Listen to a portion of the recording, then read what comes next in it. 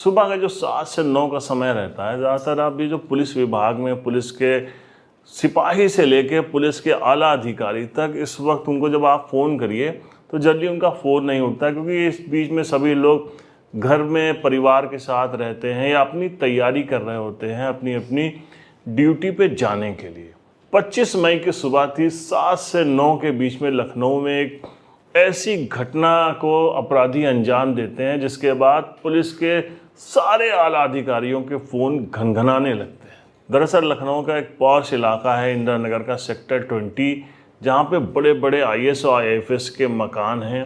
वहीं पे एक रिटायर्ड आईएएस हैं, कमिश्नर रह चुके हैं वो प्रयागराज के, देवेंद्रनाथ दुबे, उनकी पत्नी की हत्या हो जाती है। 7 से 9 के बीच में गोल्फ खेलने गए हुए थे देवेंद्रनाथ दुबे। जब वहाँ से वो लौटते हैं तो जब घर में एंट्री करते हैं तो देखते हैं कि किचन के पास ही उनकी पत्नी का शव पड़ा हुआ था, वहाँ पर रक्त भी पड़ा हुआ था, घर का सामान बिखरा हुआ था और लग रहा था कि लूटपाट हुई है। लूटपाट के बाद उनकी पत्नी की हत्या कर दी गई है।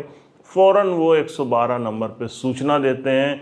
ये सूचना जैसे ही लखनऊ में फैलती है, हंगामा मच जाता है, आला अधिकारियों के फ़ोन घंघनाने लगते हैं। लखनऊ के जो पुलिस कमिश्नर हैं एसबी शिरडकर, वो ऑफिस जाने के बजाय घर से सीधे घटनास्थल पहुंचते हैं।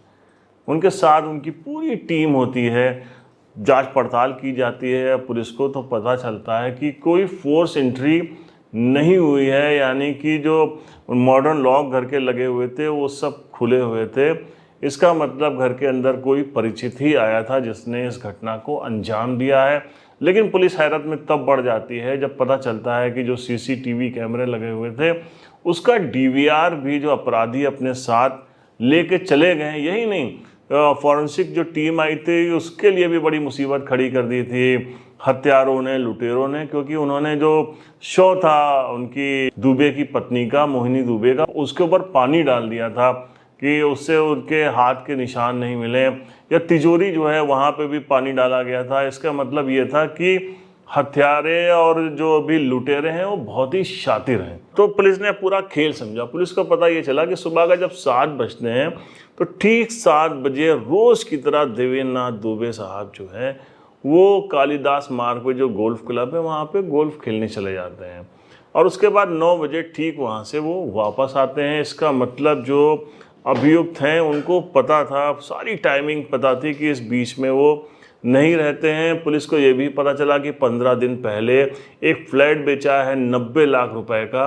जो पैसे आए थे वो भी इनकी पत्नी मोहिनी दुबे के ही पास से। उनके पास बेशकीमती जेवरात भी थे जो कि चोरी हो गए थे घर से, जो हत्यारे थे वो ले गए थे। अब पुलिस ने सबसे पहले जो है जितने घर के मेंबर्स थे उनके बारे में पूरी डिटेल निकाली और एक एक के ऊपर शक करना शुरू किया। पुलिस ने दोनों ड्राइवर, जो उनके घर के जो ड्राइवर थे, 4 नौकर थे, एक मेड थी जो रोज़ आती थी संगीता, लेकिन वो उस दिन छुट्टी पे थी, वो नहीं आई थी, उसको भी बुलाया और सबसे पूछताछ करनी शुरू की। उसके बाद 34 पुलिसकर्मियों जो स्पेशलिस्ट थे पुलिस के, क्राइम ब्रांच के और पुलिस के, उनकी टीम इसमें लगाई गई। एसीपी कमिश्नर लखनऊ वो इसको लीड कर रहे थे और उनके नेतृत्व में पूरी टीम जो है वो लगाई गई थी।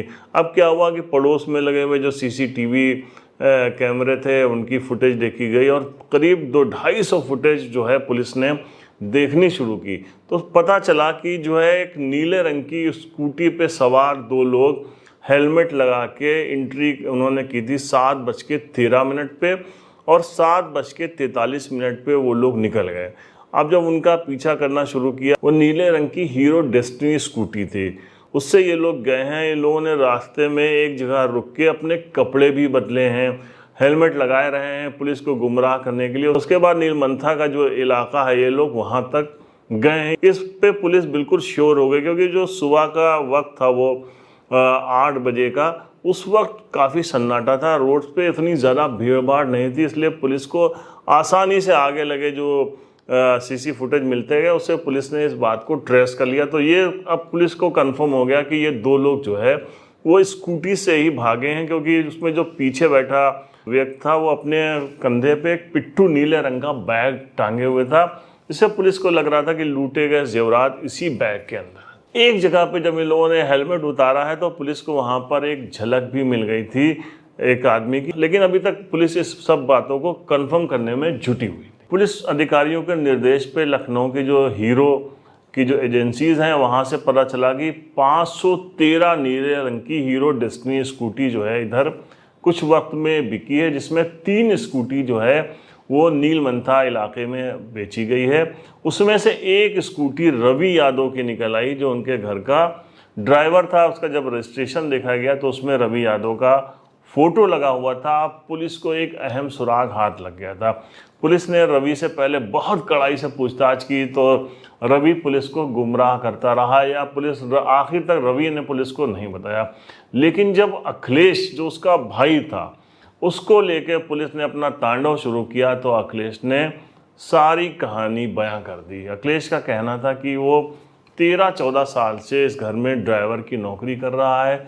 उसका छोटा भाई रवि जो है वो भी हमारे साथ यही नौकरी करता है। जब हम नहीं होते हैं तो रवि साहब को कहीं ले जाता है। अभी कुछ दिन पहले जब मैं इस घर की सफाई कर रहा था तो मैं एकदम से पहुंचा मैडम के रूम में और मैंने देखा कि मैडम ने जो है वो सारे जेवरात तिजोरी से निकाल रखे थे, उसके बाद एक बेड के ऊपर रखे थे। मेरी आंखें चकाचौंध हो गई इतने जेवरात देख के। उसके बाद मैडम ने सारे वो जो है जो जेवरात थे उनको उसको फिर से तिजोरी में रखा और उसकी चाबी वहीं पे एक जगह रख गई। तो मुझे ये अंदाज़ा हो गया कि मैडम जो है मैडम के पास बहुत ज़्यादा जेवरात हैं। अभी कुछ दिन पहले जब इन्होंने एक फ्लैट बेचा था 90 लाख रुपए का, वो पैसा भी मेरी नॉलेज में था कि मैडम के पास ही है, तो इसका मतलब वो इसी तिजोरी में भी रखा होगा।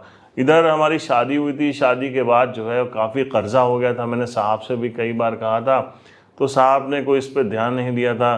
तो मैंने सोचा कि अगर ये हाथ लग जाए तो एक बड़ी रकम हमारे हाथ में आ जाएगी। इसके लिए मैंने योजना बनाई, अपने छोटे भाई रवि को इसमें शामिल किया और मेरा एक रंजीत जो है एक दोस्त है, उससे काफ़ी समय से हमारे ताल्लुकात थे, तो मैंने इस योजना में रंजीत को भी शामिल किया और ये कहा कि बड़ा माल मिलेगा, हम 3 हिस्से लगाएंगे तो भी हमारी सारी हम सबकी तीनों की परेशानियां दूर हो जाएंगी, हम रातों रात मालामाल भी हो जाएंगे और किसी को पता भी नहीं चलेगा, क्योंकि हमको उस घर का जो है वो सब कुछ पता है और हम लोग हेलमेट लगा के चलेंगे, हेलमेट लगा के ही निकलेंगे। सीसीटीवी फुटेज जो है वो पूरा डीवीआर हम ही जानते हैं, हम ही सेट करते हैं, तो वो पूरा डीवीआर ही हम लेके निकल आएंगे, किसी को कानो कान कोई खबर नहीं पड़ेगी। तो ये लोग योजना के अनुसार वहाँ पे पहुँचे, स्कूटी से पीपल का एक पेड़ है वहाँ पे खड़े रहे ठीक 7 बजे। साहब से पहले ही बता दिया था कि कल हम नहीं आएंगे और इसलिए हमने योजना बनाई थी कि हमको पता था कि जो हमारी मेड है वो भी सैटरडे को अगले दिन छुट्टी पे है, वो भी नहीं आने वाली, उसने हमारे सामने ही छुट्टी मांगी थी। हम लोग वहीं एक पीपल के पेड़ के पास खड़े रहे। जैसे ही 7 बजे साहब जो है को लेकर रवि गया और हम लोग ने देखा, उसके बाद हम लोग फ़ौरन जो है वो घर के अंदर पहुँच रहे थे, तभी दूध वाला जा रहा था, तो हम लोगों ने थोड़ी देर वेट किया। दूध वाला दूध दे के वापस चला गया। उसके बाद मैं पहुंचा, मैंने बेल बजाई तो मैडम आई और उन्होंने जो है वो जाली से जो है देखा और जब उन्होंने मुझको देखा तो उन्होंने दरवाज़ा खोल दिया। मैं मैडम के पीछे पीछे गया, आगे जाके मैंने मैडम से कहा कि मैडम हमारा पड़ोसी में है, हमारा एक दोस्त है रंजीत, हम उसको भी ले आए, आज पूरे घर की सफाई वगैरह करनी है। तो मैडम ने कहा कि ठीक है। रंजीत ने एंट्री की, उन्होंने पैर छुए मैडम के, मैडम ने खुश रहो कह के उनको आशीर्वाद दिया।